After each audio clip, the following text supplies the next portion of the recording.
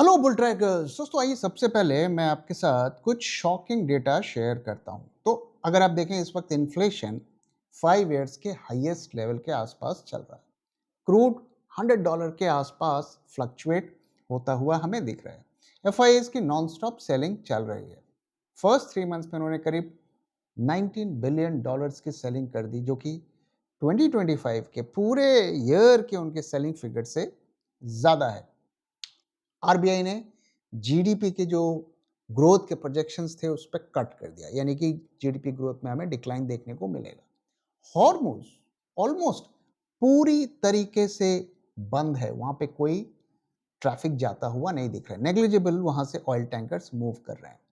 और जो हमें रशियन ऑयल खरीदने की छूट मिली थी अप्रैल 11 तक, वो भी अब एक्सपायर कर गई है। लेकिन इसके बावजूद, इतने नेगेटिविटी के बावजूद, ऐसा लगता है मार्केट को फर्क नहीं पड़ रहा है। और न सिर्फ इंडिया बल्कि पूरे वर्ल्ड के मार्केट्स में हमें रैली देखने को मिल रही है। और यूएस के जो S&P 500 जो लीडिंग इंडेक्स है वो तो ऑलमोस्ट ऑल टाइम हाई पे चला गया है। निफ्टी में भी हमें पिछले 10 ट्रेडिंग सेशन से स्ट्रॉन्ग रैली देखने को मिल रही है और 2000 पॉइंट की रैली हमें देखने को मिल रही है।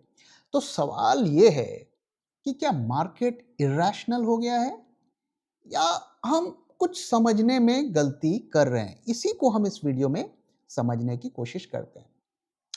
तो आइए सबसे पहले एक एक करके हम जो ये नेगेटिव फैक्टर्स हैं इनको हम समझते हैं कि ये कितने सीरियस हैं और इसके बावजूद भी मार्केट का ऊपर जाना ये कितना काउंटर इंट्यूटिव है। इसको समझने की कोशिश करते हैं।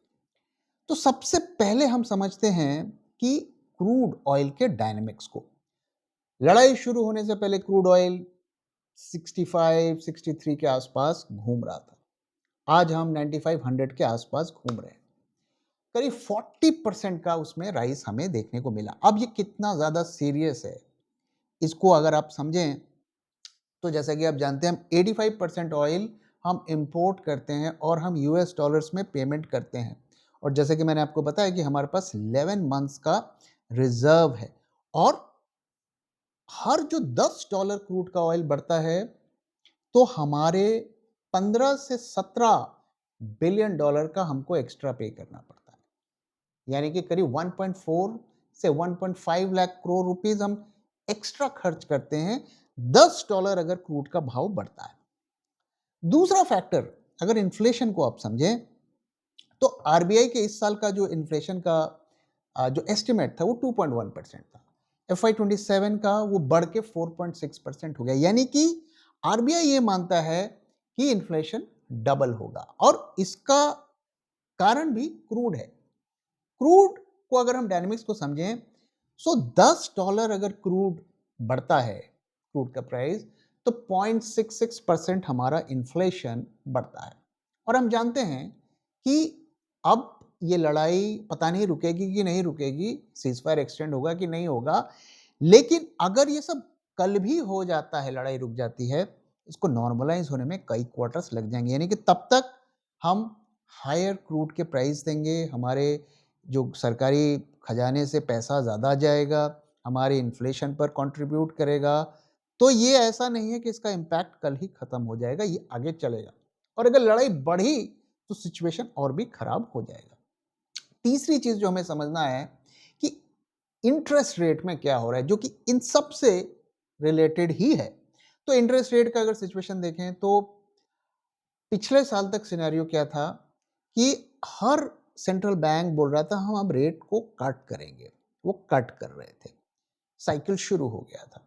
अब इस लड़ाई होने के बाद अब अगर सेंट्रल बैंकर्स की अब टोन सुने, समझने की कोशिश करें तो वो क्या कह रहे हैं? वो कह रहे हैं कि हम अब फ्रीज मोड में हैं।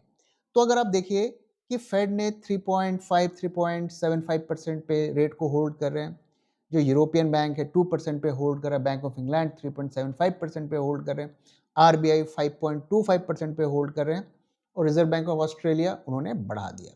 जापान ने भी बढ़ाने के मोड में है, वो भी मोस्ट लाइकली इस मंथ या अगले मंथ बढ़ाएंगे। तो अब अभी तक इंटरेस्ट रेट डाउन हो रहे थे, अब वो कह रहे हैं कि हम स्टेबल करेंगे। और अब इसके बाद जो हमें देखने को मिलेगा वो उसमें बढ़त देखने को मिलेगी। कई एनालिस्ट लोग ऐसा कह रहे हैं और एडलवाइज की एक रिपोर्ट आई है जिसमें उन्होंने कहा है कि FY27 में 50 बेसिस पॉइंट तक का रेट हाइक हमारे यहाँ RBI कर सकता है और इसका जो ट्रिगर होगा वो ये होगा कि ये जो अभी इलेक्शन होने के बाद पेट्रोल डीजल के प्राइसेस बढ़ेंगे, वो इन्फ्लेशन में ऐड करेंगे और जो ये जो अब साइकिल शुरू हुआ था कट होने का, अब ये मुझे लगता है मोर और लेस इट्स ओवर। अब ये बढ़ेगा और इसका इम्पैक्ट मार्केट्स पर देखने पड़ेगा क्योंकि राइजिंग इंटरेस्ट रेट्स हमेशा मार्केट के लिए नेगेटिव होते हैं। और अगर आप बैंक स्टॉक्स को देखें तो आज थोड़े थोड़े प्रेशर में दिखे, उन्होंने इस रैली में उस रफ्तार से पार्टिसिपेट नहीं किया। चौथा जो फैक्टर है वो है FII की सेलिंग। तो FII सेलिंग अगर आप देखिए, जैसे मैंने कहा कि इस साल अगर आप देखिए तो करीब करीब उन्होंने 2 लाख करोड़ के आसपास की उन्होंने सेलिंग कर दी है और इनकी सेलिंग रुक नहीं रही है। इस क्वार्टर में जितना उन्होंने सेल किया वो पिछले साल की टोटल सेलिंग से ज्यादा है और अप्रैल में भी अगर आप देखें $3 बिलियन से ज्यादा की सेलिंग हो गई है। निफ्टी के टॉप से $600 बिलियन से ज्यादा का मार्केट कैप वाइप आउट हो गया है, यानी कि जिसने भी जो खरीदा हाई लेवल पर, इतने लॉसेस उनके पोर्टफोलियो में देखने को मिल रहा है। तो अब ये प्रश्न होता है, इतने सारे नेगेटिव फैक्टर्स हैं ग्लोबल लेवल पे, लोकल लेवल पे, फिर रैली क्यों हमें देखने को मिल रही है? क्यों ये डिस्कनेक्ट हमें मार्केट में देखने को मिल रहा है? सो मुझे लगता है कि इसके लिए थोड़ा हमें बाहर जाकर देखना पड़ेगा और जो ग्लोबल मार्केट से इसको कनेक्ट करके हम थोड़ा समझने की कोशिश करते हैं। तो यहां पर अगर आप देखिए कि हमारे इंडिया में मोस्टली जो भी मार्केट गिर रहा है वो FI सेलिंग की वजह से मिल रहा है। FI सेलिंग करके वो पैसा ले जा रहे हैं, लेकिन वो कैश पे नहीं बैठ रहे, बॉन्ड मार्केट में नहीं बैठ रहे हैं, वो जाकर AI स्टॉक्स में लगा रहे हैं। ओके, अब थोड़ा हम समझते हैं कि क्यों ग्लोबल लेवल पर रैली देखने को मिल रही है और उसका इंपैक्ट हमारे मार्केट्स में देखने को मिल रहा है। सो पहला पॉइंट अगर आप देखिए कि S&P 500 जो यूएस का लीडिंग स्टॉक है, इंडेक्स है, और वहां पे आप देखिए कि ईरान वॉर के बाद 6% का, करीब 7% का फॉल हमें देखने को मिला। वो पूरा रिकवर कर गया, रिकवर करके अब ऑल टाइम हाई के आसपास चला गया है। डाउ जोन्स भी इस साल अगर आप देखें नेट पॉजिटिव में है। नैस्डैक में भी रैली हो रही है। AI के स्टॉक्स में मैंने आपको कल की वीडियो में दिखाया था कि स्ट्रॉन्ग रैली हो रही है। सो बाहर के बाजार हमारे मार्केट्स को आउट परफॉर्म करें। निफ्टी अगर आप देखिए 2026 में जो अभी भी अंडर परफॉर्म कर रहा है। तो ये क्यों हो रहा है कि एक तरफ क्रूड बढ़े जा रहा है, इन्फ्लेशन का खतरा है, central bankers world wide rate को फ्रीज कर रहे हैं, फिर ये रैली क्यों देखने को हमें मिल रही है? तो इसके कई कारण हैं। अगर हम शॉर्ट टर्म में बात करें तो क्या है, वो है जिसे हम कहते हैं पीक फेयर। ओके, अब ये पीक फेयर क्या है, इसको हम समझने की कोशिश करते हैं। तो जो ग्लोबल एक्स जो एक बड़ा ETF फंड है वर्ल्ड का, उनके एक एग्जीक्यूटिव है बिली लियोंग, उनका कहना है markets have reached peak uncertainty, the reaction function is no longer as extreme as before. तो इसमें क्या होता है कि इसको अगर हम समझने की कोशिश करें तो कुछ टाइम पहले तक क्या होता था, इतना ज़्यादा बेरिश सेंटिमेंट था कि कोई भी एक नेगेटिव न्यूज़ आती थी, मार्केट अब 3% 4% नीचे गिर जाता था। तो अब क्या हो रहा है कि मार्केट ने उसको एब्जॉर्ब कर लिया, एक्सेप्ट कर लिया, नेगेटिविटी को एक्सेप्ट कर लिया है। तो अब जो नेगेटिव न्यूज़ आती है, अभी देखिए क्रूड अगर बढ़ेगा, कल मान लीजिए क्रूड बढ़ जाता है, तो आपको मार्केट उतना गिरता हुआ नहीं दिखेगा। और इसका इंपैक्ट क्या होता है कि जब भी, since every negative news is priced in, तो थोड़ी भी पॉजिटिव न्यूज आती है तो मार्केट पावरफुली रिबाउंड होता है। क्योंकि हर इन्वेस्टर इस वक्त देखिए तो उसने वो वर्स्ट केस के लिए रेडी है, तो जिनको माल निकालना था वो निकाल दिया, और वही लोग रखे हैं जो लॉन्ग टर्म के लिए इन्वेस्ट कर रहे हैं। तो एवरीबॉडी इज कॉशियस, कोई भी अभी इरेशनल एक्सुबरेंस नहीं दिखा रहा है। इसलिए जो नेगेटिव न्यूज़ आती है तो मार्केट कम रिएक्ट करता है, पॉजिटिव न्यूज़ आती है तो स्प्रिंग की तरह वो ऊपर चला जाता है। दूसरी चीज़ जो हमें समझने की बात है, वर्ल्ड वॉर टू में हमें ये देखने को मिला था। तो वर्ल्ड वॉर टू में अगर आप देखिए तो मार्केट ने बॉटम कब बनाया था? 1942 में बनाया था। यूएस जब लड़ाई में घुसा वर्ल्ड वॉर टू में, उससे पहले ही मार्केट ने बॉटम बना लिया था, जबकि लड़ाई 1945 के आसपास 3 साल बाद खत्म हुई थी, बॉटम पहले बन गया। उसी तरीके से यूक्रेन वॉर में भी आप देखेंगे, शुरू में मार्केट्स गिरे और लड़ाई अभी भी चल रही है, लेकिन बॉटम पहले बन गया। तो ये जो है एक जो पीक फेयर सिंड्रोम इसे आप कह सकते हैं, जिससे मार्केट डिराइव होते हैं। अब अभी तक मार्केट ने जो वर्स्ट केस सिनेरियो है उसको तो समझ लिया, उसको प्राइस्ड इन कर लिया, लेकिन वर्स्ट केस से और भी वर्स्ट केस आ सकते हैं। मार्केट ने उसको प्राइस्ड इन नहीं किया है फिलहाल। अभी मार्केट ने वर्स्ट केस क्या है, ठीक है ये लड़ाई चलती रहेगी, क्रूड में शॉर्टेज रहेगा, हम 110 115 के आसपास क्रूड हमें मिलेगा। तो लोगों का माइंडसेट अब बन गया है, मार्केट्स का भी माइंडसेट बन गया है, उसके लिए वो तैयार हैं। लेकिन अगर 150 क्रूड जाएगा वो प्राइस्ड इन नहीं है। अगर कुछ ऊपर वाला ना करे कभी ऐसा हो, कोई न्यूक्लियर व्यूक्लियर हो जाता है, वो मार्केट के लिए प्राइस्ड इन नहीं है। तो जो भी नोन शॉक्स हैं उसको मार्केट ने प्राइस्ड इन कर लिया है। दूसरा रीजन अगर आप देखिए, कॉर्पोरेट अर्निंग्स। हमारे यहाँ के अगर अर्निंग्स को देखें तो अभी सीजन शुरू हुआ है, लेकिन यूएसए की अर्निंग्स अगर आप देखें, एआई कंपनी की अर्निंग्स देखें तो काफ़ी अच्छी वहाँ पे हमें देखने को मिला है। तो S&P 500 के क्वार्टर वन की जो अर्निंग्स हैं उसमें 12% से ज़्यादा का ग्रोथ हमें देखने को मिला है।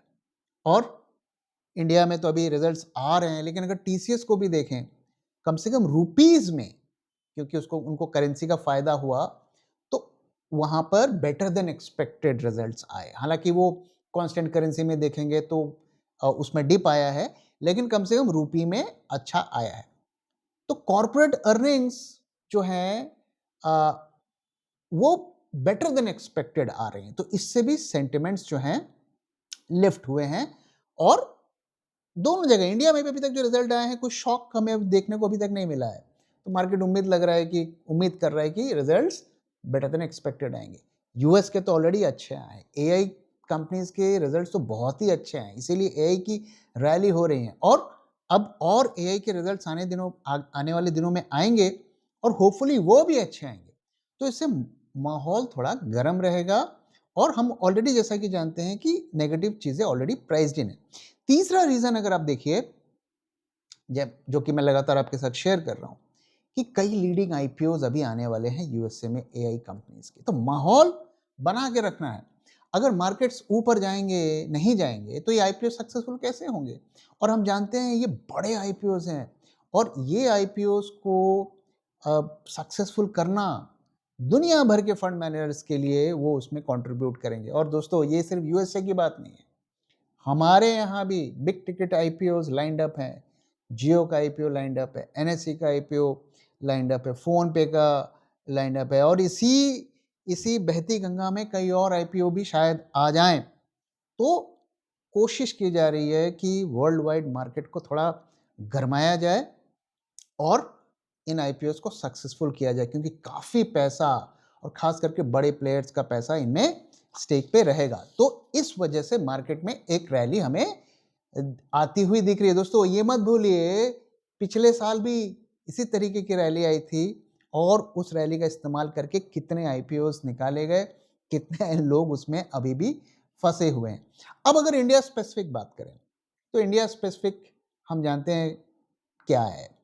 रिटेल तो फंसा हुआ है, ज़्यादातर रिटेल के लोग फंसे हुए हैं, और एफआईआई सेल कर रहे हैं, डीआईआईज ही मोस्टली बाय कर रहे हैं। सिप का जो पैसा है वो आ रहा है, वो मार्केट को सपोर्ट दे रहा है।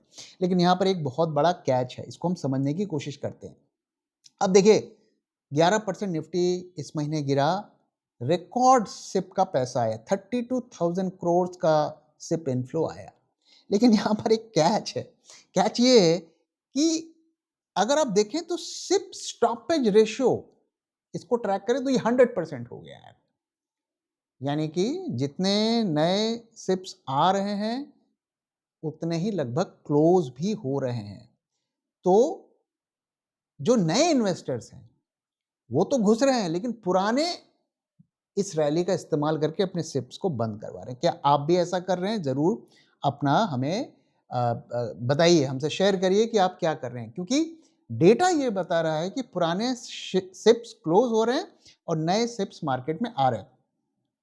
तो ये सिप का पैसा जो है मार्केट को सपोर्ट कर रहा है। अब हमें समझना पड़ेगा कि ये एफआईआई सेलिंग की एक बड़ी वजह क्या है।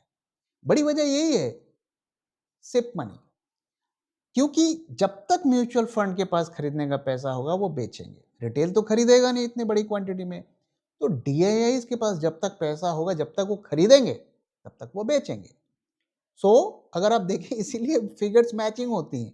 सो ये बहुत ट्रिकी सिचुएशन है कि स्टॉक मार्केट हमारे यहाँ के वीक हैं, कॉर्पोरेट अर्निंग्स वीक हैं और डीआईआईज खरीद रहे हैं हायर वैल्यूएशंस पे और एफआईआईज बेच के जा रहे हैं। तो ये इसका अंत कैसा होगा हमें नहीं पता, लेकिन हमें एक चीज़ को ध्यान में रखना है कि जिस तरीके से सिप्स क्लोज हो रही हैं, अगर ये एक अलार्मिंग लेवल तक पहुंच गया और एफआई की सेलिंग को डीआईएज एब्जॉर्ब नहीं कर पाए तो क्या होगा? क्या हम उस सिचुएशन तक पहुंचेंगे? आज कहना मुश्किल है। आज तो सिप आ रहा है, लेकिन सिप्स क्लोज भी हो रहे हैं, इसको ध्यान में रखना है। तो ये बहुत बड़ा रिस्क फैक्टर है और ये मेरे ख्याल से हमारे मार्केट्स के लिए लास्ट लाइन ऑफ डिफेंस है। और ये जब डिफेंस हटेगा तो क्या होगा, उसकी कल्पना करना बहुत मुश्किल है। सो अब यहाँ पे अगर आप देखें कि यहाँ से हम अगर रिस्क की बात करें कि किन किन चीज़ों पर आने वाले दिनों पे हमें नज़र बनाए रखनी है, तो पहली चीज़ तो ये है कि क्रूड के प्राइस पर नज़र बनाए रखनी है। तो क्रूड अगर 100 के आसपास सेटल हो जाता है, हो सकता है मार्केट्स यहाँ से थोड़े और ऊपर चले जाएंगे, लेकिन वापस से लड़ाई बढ़ती है और क्रूड बढ़ता है तो फिर हमें 21,000 के लेवल के आसपास हम दोबारा देख सकते हैं। दूसरा जो रिस्क है, जैसा मैंने बताया कि सिप स्टॉपेज रेशियो पे हमें नज़र बनाए रखनी है, कितने सिप्स रुक रहे हैं। और कोर इन्फ्लेशन, वो अब अगर पेट्रोल के दाम बढ़ते हैं आने वाले दिनों में तो कोर इन्फ्लेशन पे नज़र हमें बनाए रखनी है। तो ऐसे सिचुएशन में हमें एज एन इन्वेस्टर क्या करना चाहिए, आइए इसके बारे में बात कर लेते हैं। देखिए, पहली बात तो ये है कि हमारे मार्केट्स में बड़ी ग्रोथ स्टोरीज नहीं है, एफआईएस की सेलिंग रुकने वाली नहीं है। एफआईएस अगर आप देखिए पैसा निकाल कर वो कैश पे नहीं बैठ रहे हैं, वो बॉन्ड मार्केट में नहीं ले जा रहे हैं, वो एआई की स्टोरीज पर डाल रहे हैं। जहाँ जहाँ एआई की ग्रोथ स्टोरीज मिल रही हैं वहाँ वो पैसे जा रहे हैं। तो हमारे यहाँ हमारा हमारी जो मार्केट्स हैं वो ग्लोबल एआई, खास करके एशियन एआई स्टोरीज के लिए एक एटीएम बन गया। यहाँ से पैसा निकालो, वहाँ डालो। इस पर मैंने कई डिटेल वीडियो बनाकर आपके साथ शेयर किए हैं। तो एफआईआई सेलिंग रुकने की होप हमें नहीं करनी है। और इसके बाद जब ये सेलिंग इसी तरीके से चलेगी तो मार्केट में पी करेक्शन आएगा। और पीई करेक्शन अगर आप देखिए तो मोटा मोटा अगर आप 18 से 20 के आसपास पीई जाकर सेटल होगा। और मुझे लगता है कि हमें चूंकि हमें निफ्टी ईपीएस पे बहुत ज़्यादा ग्रोथ देखने को नहीं मिलेगा, तो कहीं ना कहीं 20,000 20,500 के लेवल के आसपास मार्केट सेटल होता हुआ दिखेगा। मोस्ट ऑप्टिमिस्टिक सिचुएशन में मैं कहूँगा, प्रोवाइडेड कि क्रूड दोबारा से ना बढ़े, 120-30 तक ना जाए, लड़ाई में एस्केलेशन ना हो और इस लेवल के आसपास मार्केट्स सेटल करेंगे। और मैं ये मीडियम टू लॉन्ग टर्म की बात कर रहा हूं। शॉर्ट टर्म में हो सकता है ये रैली, ये आईपीओ वाईपीओ को सक्सेस करने के लिए हो सकता है हम वापस थोड़े और भी ऊपर चले जाएं, लेकिन जो फेयर वैल्यू निफ्टी की आज के डेट पे कंसिडरिंग द करंट सिचुएशन यहां पर आसपास बनती है। अब ऐसे में हमें करना क्या है? अब बहुत से लोग जो हैं आज ये सोचते हैं कि 2000 पॉइंट की रैली हो गई, हम खरीदते तो हमारे प्रॉफिट आ जाते। लेकिन अगर आप ट्रेडर हैं तो डेफिनेटली आपको फ़ायदा मिलता, क्योंकि आप अभी खरीदते और फिर हो सकता है आज बेच देते, आपको 2000 पॉइंट का प्रॉफिट हो जाता। लेकिन जो लॉन्ग टर्म इन्वेस्टर हैं, जो 4, 5, 6 साल के लिए इन्वेस्ट करते हैं, इस तरीके के मूव्स उनके लिए मायने नहीं रखती हैं। अगर आप 2 साल पीछे रिवाइंड करके जाएँ, तो 2021-22 में जिन्होंने इन्वेस्ट किया, 2025 तक उनको अच्छे गेन मिले। 24 सितंबर तक तो बहुत अच्छे गेन मिले। और जिन्होंने नहीं किया वो सोच रहे थे अगर मैं 2023 में लगाता तो मुझे इतने मिल जाते। लेकिन अब देखिए, अब हमने 2023 से सारा गेन ऑलमोस्ट लूज कर दिया। सो अगर आपने पिछले 2 साल इन्वेस्ट नहीं भी किया होता तो आप आज उसी लेवल पर हो, और कई स्टॉक्स तो आपको यहां पर आज बेटर वैल्यूएशन पर अवेलेबल होंगे। सो जो लोग रिग्रेट कर रहे थे कि हमने 2023 में नहीं लगाया, आज उनके सामने मौका है। तो इन्वेस्टिंग इसी तरीके से चलता है। सो तेजी को देखकर हमें पैसे नहीं लगाने हैं, हमें स्टॉक की वैल्यूएशन को देख के लगाना है। मैं लगातार आपके साथ शेयर कर रहा हूँ। इस रैली के बारे में हमने पहले ही आपको इंडिकेशंस दिए थे, ये आएगी, ये रैली आगे भी चल सकती है, प्रोवाइडेड कि लड़ाई दोबारा से ना शुरू हो। ये रैली आपके पास बहुत बड़ा मौका है अपने पोर्टफोलियो को फिक्स करने का।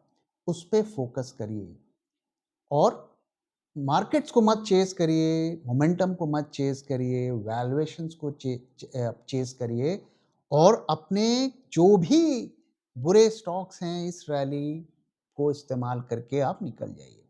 करंट सिचुएशन में जो अगर आप देखें, सो फ्रेश न्यू हाइज और 27,000 28,000 के अभी सपने देखना सही नहीं होगा। कोई भी फंडामेंटल फैक्टर्स उसको सपोर्ट नहीं करते, और अगर ये चला भी गया, जितने तेजी से जाएगा उतने तेजी से ये नीचे आएगा, तो एक बहुत बड़ा ट्रैप होगा। तो इन्वेस्टर्स को इसका मौका उठाकर अपने पोर्टफोलियो को क्लीन करना चाहिए, बुरे स्टॉक्स को निकालिए, और अच्छे स्टॉक्स जो गिरे हैं, सही वैल्यूएशंस पर हैं, उनको एवरेज आउट करिए फेयर वैल्यूएशन के आसपास। अभी भी बाजारों से खतरा टला नहीं है। जब तक एफआईआई सेलिंग नहीं रुकती, जब तक हमारी कॉर्पोरेट अर्निंग्स उसमें इंप्रूवमेंट नहीं होता है, तब तक हमारे मार्केट्स पर खतरा लटका हुआ है। डेरिवेटिव मार्केट्स में मैंने आपको डेटा में लगातार दिखा रहा हूँ एफआईआई कि वहाँ पर कोई पोजीशंस में मेजर बदलाव नहीं है, कोई वहाँ पर मेजर लॉन्ग्स नहीं बन रहे हैं।